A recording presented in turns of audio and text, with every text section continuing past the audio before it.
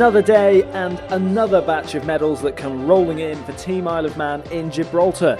It was Tynwald Day on Friday. The opening ceremony for the Island Games was on Saturday as Kim Clegg carried in the Manx flag.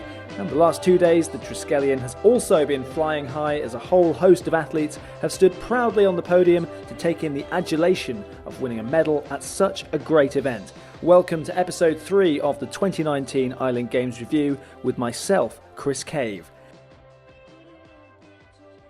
And as always, we've got so much to get our teeth into this evening. It's a bit of a racket sport special tonight as I've been taking in some table tennis, badminton, squash and the tennis. But we do have a bit of shooting to throw in too, because guess what? They claimed a gold medal to keep the Isle of Man right up there as one of the leading nations on the overall medal tally. Some news of success in the swimming as well, but what else do you expect? We begin though tonight with squash, and I made my first appearance at the new built courts to witness an epic 5-set thriller between the island's number one, Dave Norman, who was 6th seed for the games, and the man ranked 2nd and the favourite in their semi-final, local athlete and Gibraltar fan favourite, Anthony Brindle. The pair have done battle on court many times before, but I doubt they've ever experienced a stage quite like this one. Brindle took the opening game 13-11, but it seemed after that Big Dave Norman was right in the ascendancy and not cruising, but certainly dictating the tempo, and he looked to be heading for a place in the final. However, the fourth game went the way of the Gibraltarian, and as the momentum swung towards Brindle, the match seemed to be slipping out of reach of Dave Norman. Now, you wouldn't believe me if I said the atmosphere was electric as the duo gave their all. So let's pick up proceedings at 10-all in the final set, bearing in mind, if you're not aware, it's first to 11 in these games, unless it's 10-all when you have to win by 2 clear points. Have a listen to this and hold on to your hats.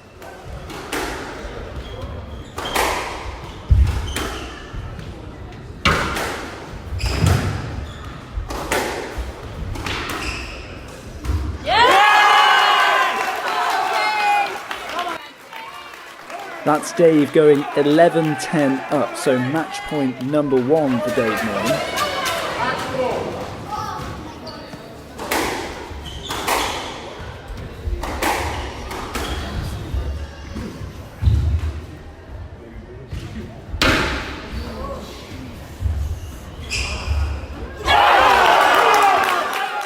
It didn't go to plan though. Norman attempted a drop shot and Gibraltarian Brindle was back on terms at 11 apiece.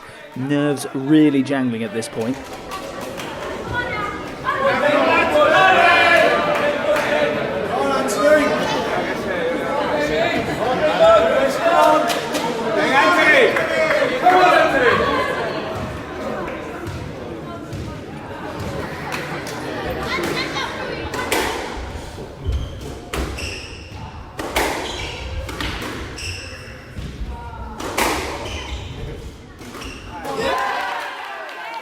Another point goes the way of the Manxman, and it's match point number 2 at 12-11.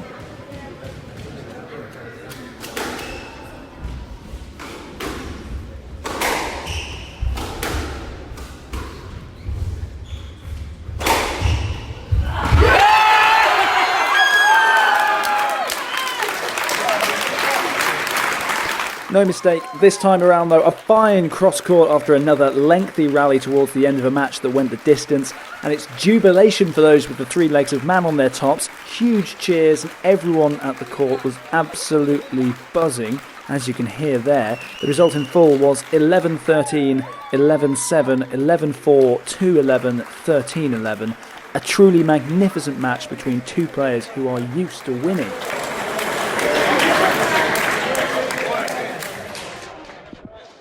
Brindle was understandably deflated at the end, and I think he was especially hoping to win as it was in front of a home crowd, and that chance may never come round again. But it did mean that his opponent, the man who has been the leading Manx squash player for more than 2 decades now, booked himself a spot in Tuesday morning's final and has a chance of winning a gold medal. This is what he had to say afterwards. I've had a couple of 5-setters with that lad Anthony before, and I've come off second best, so to be able to pip him there today is real sweet, real sweet.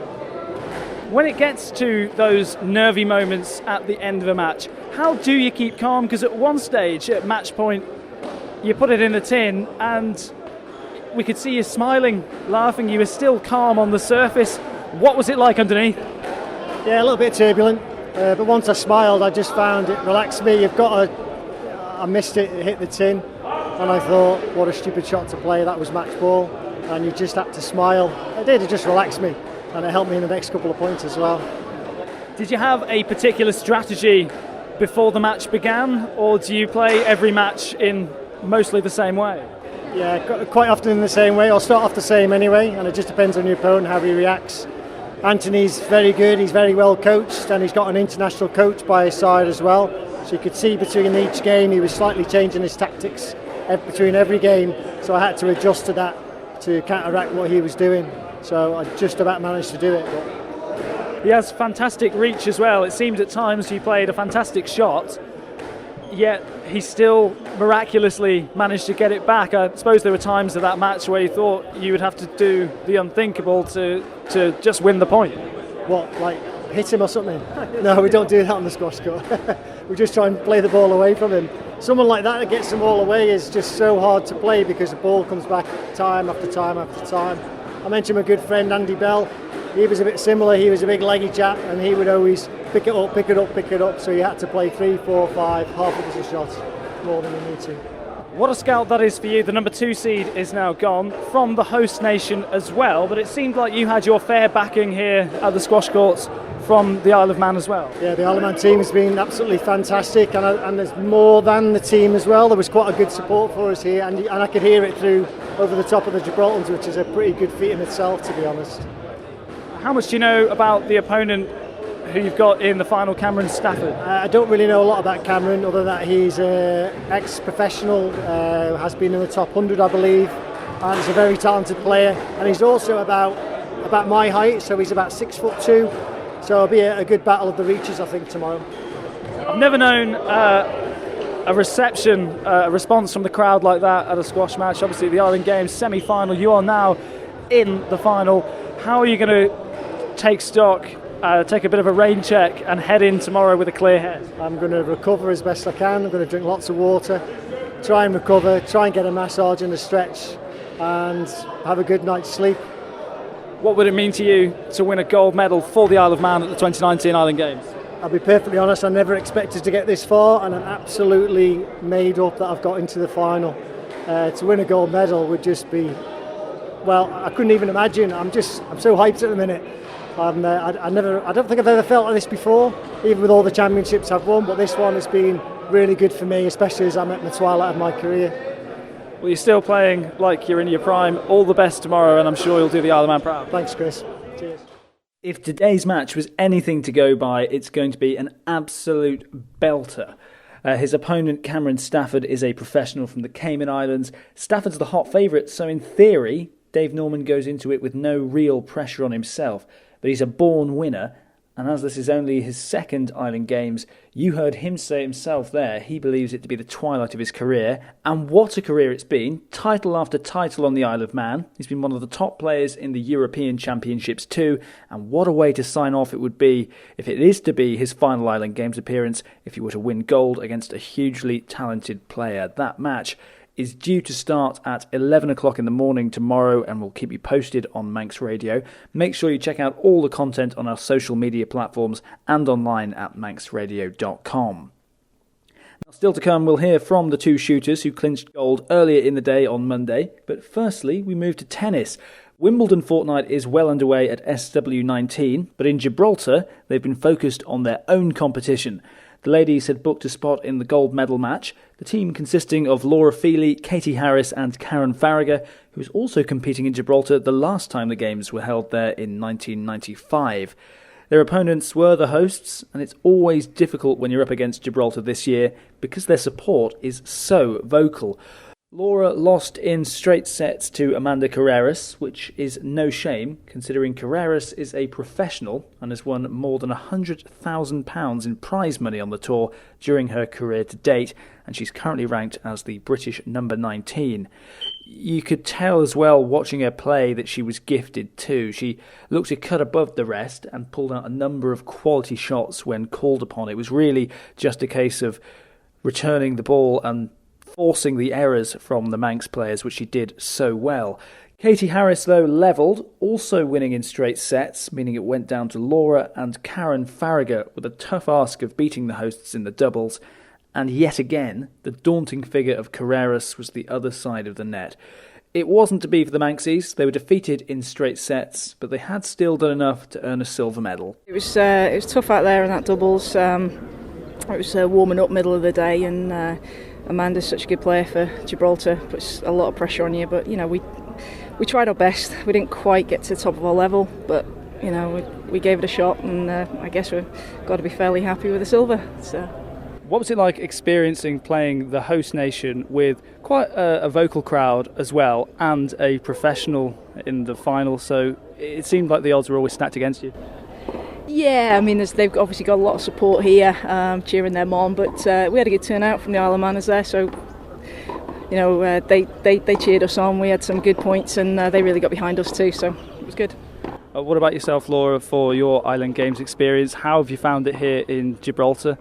Yeah, very fine. Yeah, just obviously hot. And like Karen said, it's difficult playing, obviously in the ladies' side. Professional tennis player. She's obviously very good. So, yeah, my singles was difficult against her this morning, and obviously doubles again. So, but obviously very happy with the silver.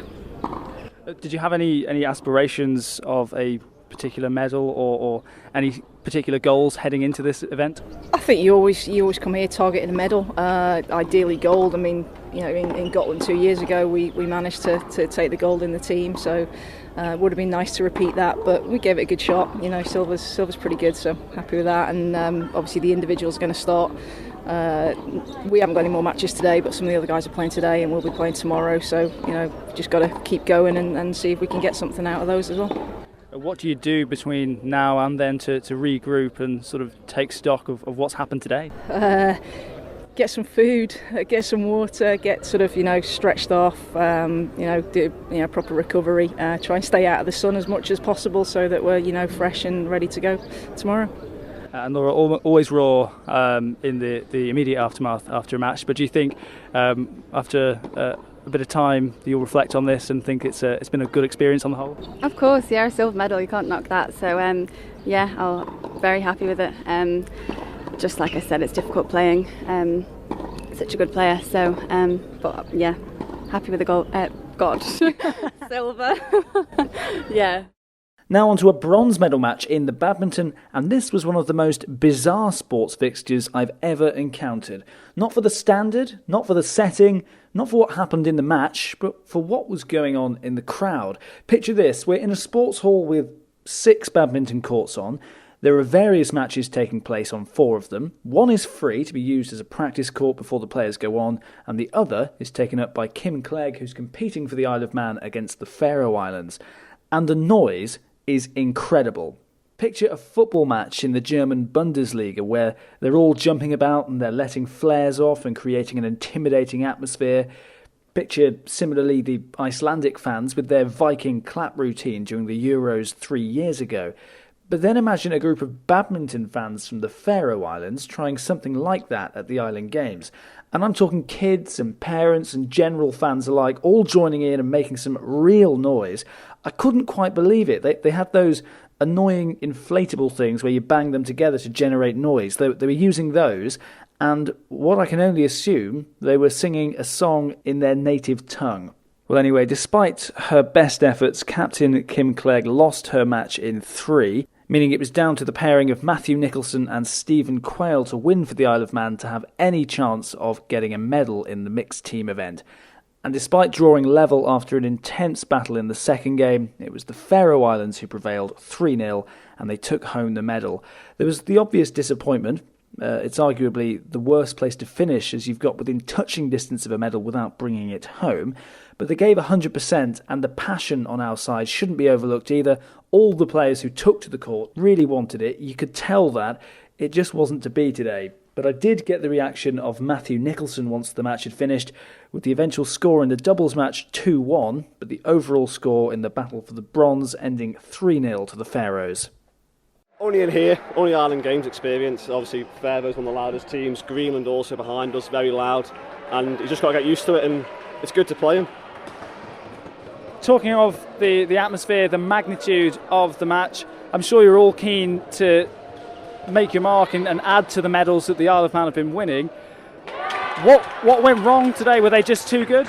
They've just got a lot of strength and depth and very good team. All the ones that played, they've all got seeds in every single individual event.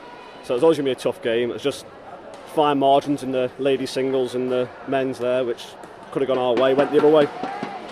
Despite the overwhelming noise from the crowd backing the Faroe Islands, there still seemed to be a brilliant bond between the team Isle of Man and especially you and Stephen Quayle out there on court for the men's doubles. Yeah, a lot of us from the Island now have grown up playing badminton about 8-9 years together in the Island team. We all get on really well, very good team atmosphere, always has been. And then with me and Steve, been playing together now for about 4 or 5 years all the time, so just get used to it and try and pump each other up and hope for the best.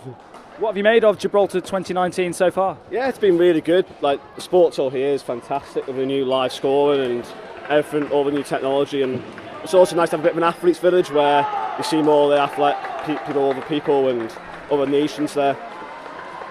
Just finally, what are your hopes for the rest of the tournament? You've still got some matches to play, so I'm sure you'll be hoping to deliver the success. Yeah, hope for the best, like some tough games early on, but see what happens and hopefully goes well.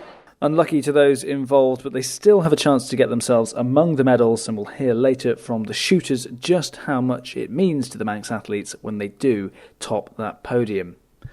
On Sunday, we had great news of gold medal success on the first day of competition, and it meant that some other achievements, which were superb in their own right, kind of got overlooked.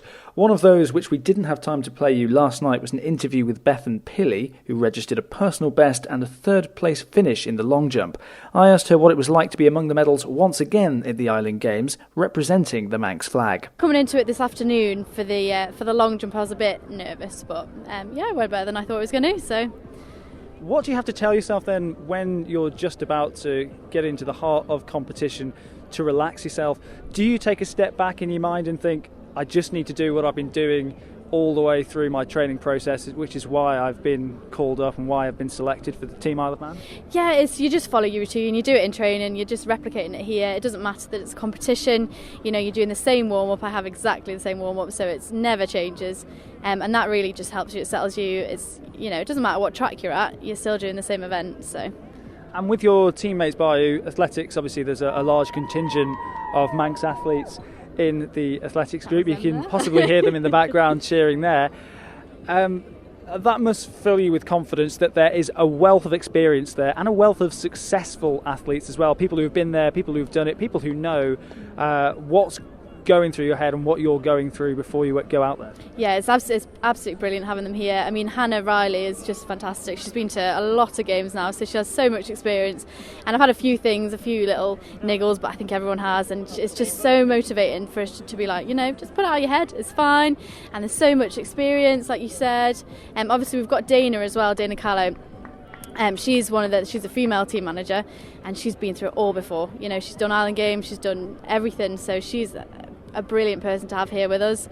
And she's also, we've had a chat, and she's just really, gets your head in the right place really. And yeah, you can't really ask for a better team around you.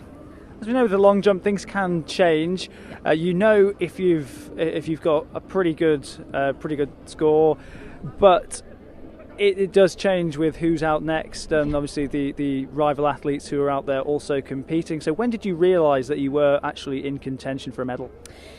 So a member of the team is really good he likes to follow what people are doing, and he'd already told me that there was people that were competing today that were jumping way better than my PB, over 6 metres, which is what stuff of dreams are made of really for me. But so I was coming into it thinking, God, I am so not even in with any chance at all. I had a look myself at a couple of the sort of more British athletes like Guernsey, Jersey and things, because we can look at them on Power 10.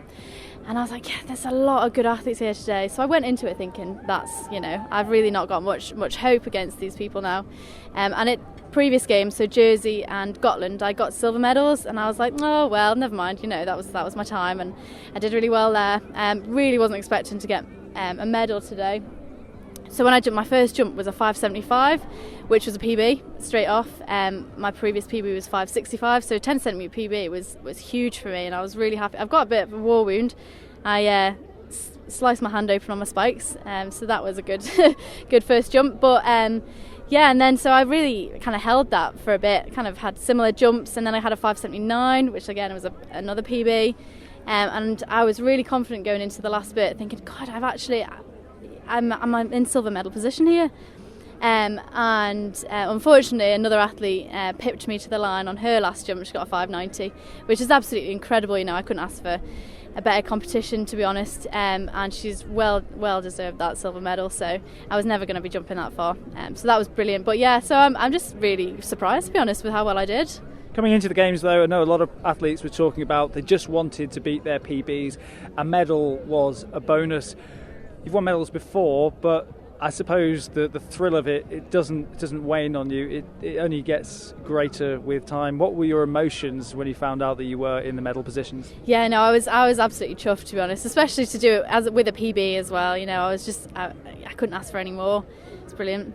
A message then for all those, whether they be here in Gibraltar supporting you or those who have sent you well wishes from home, and family and friends who've supported you through your training process and out here in Gibraltar. So thank you to everybody for supporting me. I know training at home is hard as well. It's just managing my time and things I'm never in. But yeah, no, everyone's been absolutely brilliant, and I just thank everyone for their well wishes and congratulations on my medals. And so yeah, thank you to everybody. Excellent effort from Bethan Pilley, and the athletes have been doing the business once again today. Manx Costley with a silver in the steeplechase. We'll be looking to catch up with him at some point over the course of the games for sure. We now have to mention the hat-trick of golds won in the pool today, and a silver medal also coming home with us to the Isle of Man after a fantastic day for the swimmers. Unfortunately, I won't have time to go into too much detail on it tonight because we're pushed for time, but there will definitely be some features coming your way involving the swimmers later on this week. You can rest safe in the knowledge of that. But sensational stuff from the men's 4x50 metre medley relay team, the women's 4x50 metres freestyle team, and Olivia Marshall in the women's 100 metre butterfly. All of those got the highest honours in their respective events today with gold, and Laura Kinley, who always delivers on the big stage, earning a silver medal with a fine performance in the women's 50 metre breaststroke. As I say, we will be shining the spotlight on the swimmers later on this week, but there is so much going on, and the table tennis team are in the spotlight next. They faced a tough challenge at the Island Games this year. It's a fairly inexperienced team, and they were grouped with Menorca and the favourites for the gold, Guernsey. I've been speaking to Maggie Mulhern, the team manager. You try and sort of build their confidence up. Menorca had a new team this time, so I couldn't even rely on what they'd done in Gotland. They had new men there, they were really good. It's very difficult when they come into a tournament that they've not been before. It's a totally different tournament to what we normally play. It's week long. And it's really difficult to actually sort of put into words what they're going to come up against. Not much else I can say, really. It's just... And how much can you reveal about what you say to the players when they come to you in between games and sometimes in the timeouts, sometimes at high pressure moments? It depends. If you can see obvious sort of ways where they're losing the points or the opponents are gaining, you can say, right, I don't want you to put the ball there, I want you to do this serve or serve to a certain spot on the table. Sometimes they've just forgotten to move their feet. It's as simple as move your feet. Some of them come back too far from the table and just need a reminder to actually move up to the table again. That's all it is, really. It's just talking to them. They'll talk to you, they'll come back and give you feedback as, well, I didn't do that and I didn't do this, and you agree with them. It's nothing magical that you can say to them, really. It's just talking it through where they've gone wrong, where they need to improve, what they're doing right. That's important to sort of say you did this right, you did that right, because otherwise if you say to them negative things all the time, they're not going to want to come and talk to you, are they? That was Maggie Mulhern there, the Isle of Man table tennis team manager. Well, finally tonight, let's turn our attention to the shooters. Often they feel they get overlooked, but when it comes to Commonwealth Games or Island Games, they've always got a strong showing and they always seem to deliver. How often do we see them rise to the occasion when called upon? Tim Neal was named Sportsman of the Year in 2018 for his efforts at the Commonwealth Games, where he won our only medal by sealing a silver in the double trap. Today, it was the men's automatic ball trap team who did the business. Alan Wade and Mark Riley shot a combined 183 to pip Channel Islands, Guernsey and Jersey to first place. After the medal ceremony, they were understandably over the moon. To be perfectly honest, there wasn't much different. It was very windy, the conditions were very testing, and I think that's what's helped us, because we're on the Isle of Man and we shoot in windy conditions. So that's what's helped. Were you feeling good from the outset? Did it feel like it was going to be a good day for you? Very nervous. That's the toilet. What do you do when you wake up on a day of competition? And we know that the Isle of Man is historically very good at shooting. The precedent's been set. So how do you go about just settling the nerves? Just get there, prep yourself, get in conversation with your teammate and bang it out. Do you have any special rituals or routines that you go through? Well, I mean, get my body motivated, get my head in gear and have a walk, get myself, up to speed, and then just concentrate on what I've got to do. Really, that's it. Perseverance, patience, dedication, it all counts. Bang at it. Do the Usain Bolt after. How important do you think the continued success of the Manx shooters, which we saw 12 months ago in the Commonwealth Games, we've seen again today with the gold medal that you guys have brought home, in growing the profile of shooting and increasing the participation amongst the younger generation who see that it is a route to success? What we need, really, and it's the same for every sport, you need to be able to get on your range, and you need to be able to practice. You need to be able to practice the good things all the time on the range.